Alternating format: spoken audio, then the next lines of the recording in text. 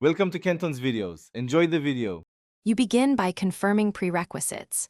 Check your current Hostinger plan, billing cycle, and renewal date so you know timing and prorated charges.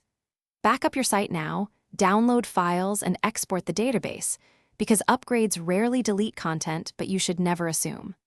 Once done, log into your Hostinger account and make sure your preferred payment method and any coupon codes are ready, since you'll need them in the next steps to finalize the upgrade quickly and avoid downtime.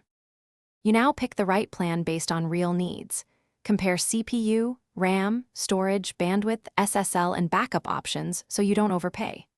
Once you select a plan, choose the billing term, annual often yields the best price versus monthly, and add necessary extras like daily backups or CDN. Proceed through Hostinger's upgrade flow, confirm domains and services to migrate, and review the prorated price. Make sure to read the summary before you click Confirm to avoid surprises. You finish by verifying the upgrade finished successfully. Check files, databases, DNS records, and SSL certificates. Test the website and email, clear caches, and restart services or PHP processes if performance lags. If something goes wrong, slow site, missing files, or DNS propagation issues, gather specifics, account ID, timestamps, error messages, and recent backups.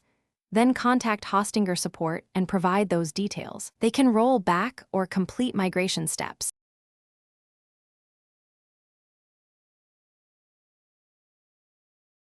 Thanks for watching. Consider subscribing if we helped you.